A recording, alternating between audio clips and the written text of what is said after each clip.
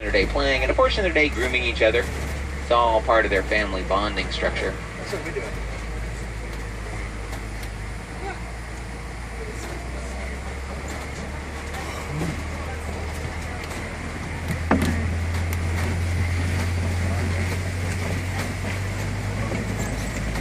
Well, loss of natural habitat. Miners have been coming into the area and drilling for a rare ore known as coltan. Coltan is that mineral that's found in your laptops and your cell phones, but by simply recycling your electronic devices, you can help protect these beautiful creatures and save the elements.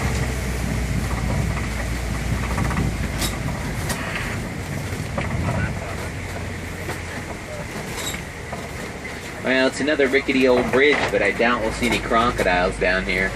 This is Dry Gulch, and it really doesn't ever get water.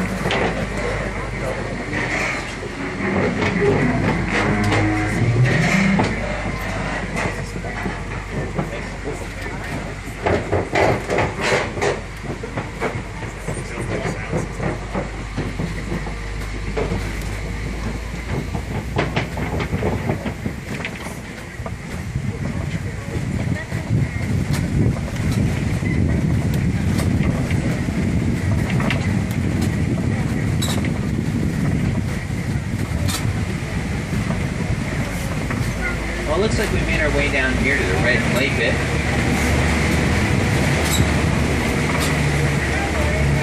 See footprints and tusk marks. It means the elephants have been through here. They dig out that clay and they eat it for the beneficial minerals that it provides for their diet. Elephants live in a matriarchal society and they are wonderfully social creatures. They have moods, sympathies, and emotions. See if we can get a little music on the radio here.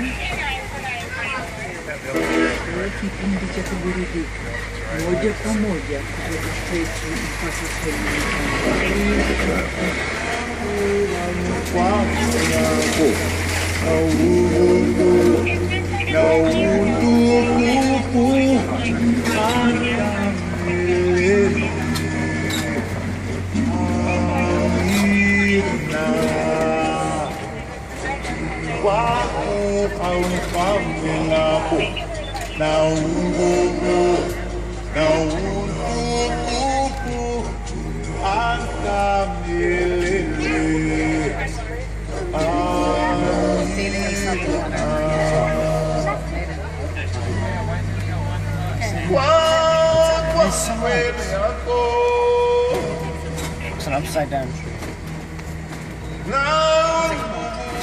An upside down tree that's broken.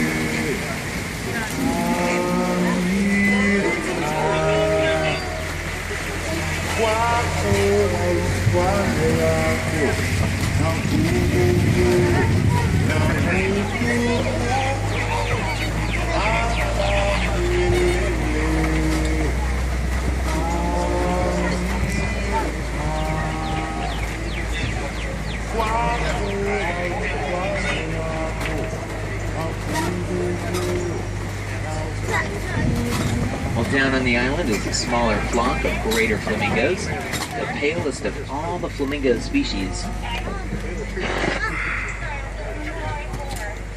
Get a picture of this truck coming out of the water.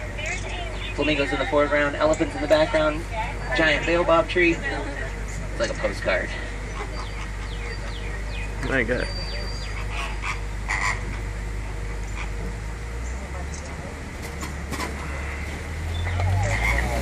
But we're about to cross over into rhino country, so we'll keep a lookout for the elusive white rhinoceros.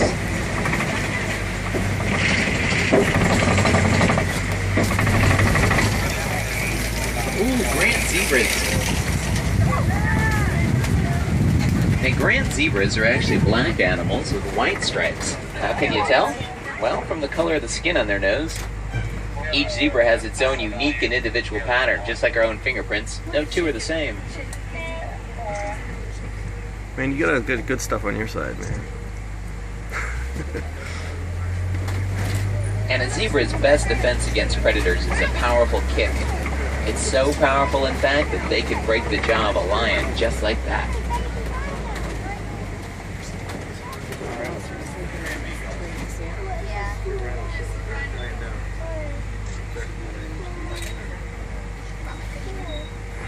It's like stripes.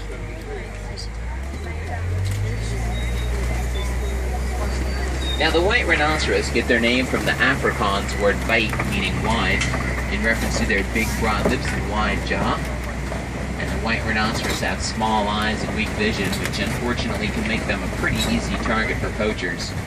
Poachers have been getting ever more sophisticated equipment, and with the high value that's placed on those horns on the black market, it's getting tougher and tougher to protect these beautiful creatures and harder to stop the poachers.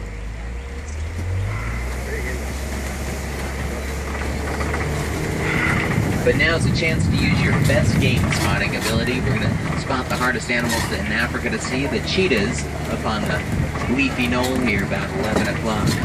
Cheetahs are the fastest land mammals in Africa, running at speeds of about 60 miles an hour when chasing their prey.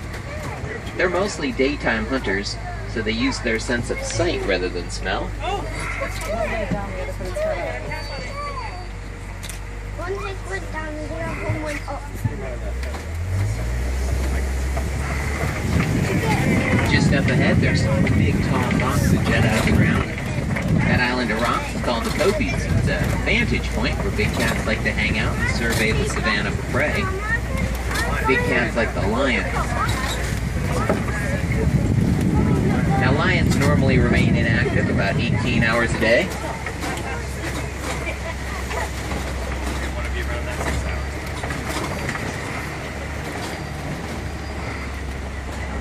Lions are the only big cats that live and hunt and work together cooperatively in what is known as prides. Contrary to popular belief, it's the females of the prides there that do most of the hunting, while the males stay back and protect the Koppies. And the antelope on the opposite side are Bontebok. Their chestnut-colored coat gets a purplish gloss to it when they eat a lot of copper. Looks like a crash of white rhinoceros off into the distance there as well.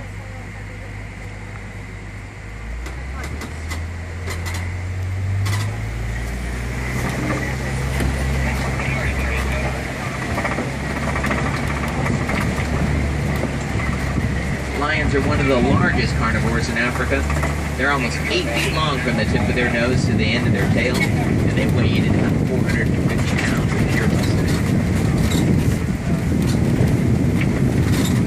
Down in the dirt, there's a small nest of ostrich eggs.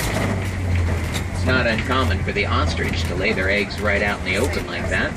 After all, those eggs have a pretty tough shell on them. They have to. One weighs nearly 300 pounds. In fact, there's an ostrich on the opposite side there.